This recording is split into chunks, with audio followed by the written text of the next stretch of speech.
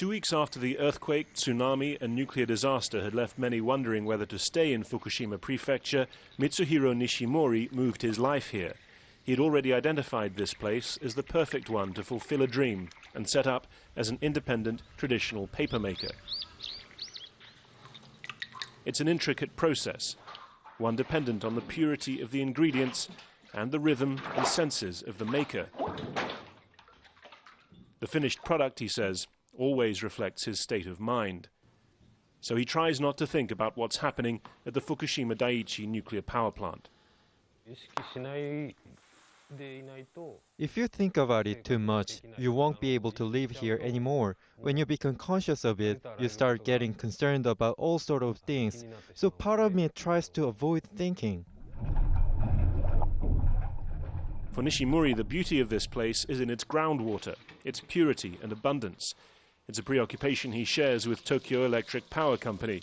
400 tons of groundwater flood reactor basements every day, becoming instantly contaminated, needing to be stored in fields of temporary tanks. Beyond clearing space for more tanks, TEPCO says the long-term solution is a bypass, diverting the water straight out to sea.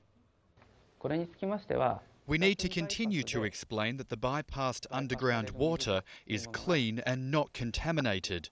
We also need to explain that the whole purpose is to reduce the amount of contaminated water. As well as government approval, TEPCO needs the assent of Fukushima fishermen, men like Kazunori Endo. He believes that with government guarantees, assent will probably come, but reluctantly, in the face of deepening mistrust.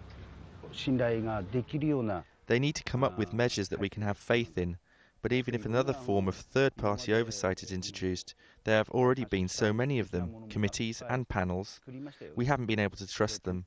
We can't trust TEPCO or whoever surrounds them. The issue for TEPCO isn't just that the groundwater continues to flood in.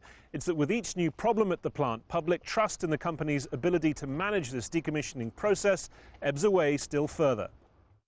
And the problems have been mounting. A leak at a radioactive water pool, dead rodents short-circuiting the entire cooling system. Even if the electricity is lost, it is supposed to affect only limited areas. That's how an incident is usually contained. But everything failed.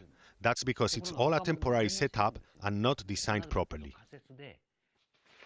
For those living in Fukushima, the disaster didn't just happen 2 years ago, it continues. And with a decommissioning process set to last decades, most of it has yet to be written. Harry Fawcett, Al Jazeera, Fukushima, Japan.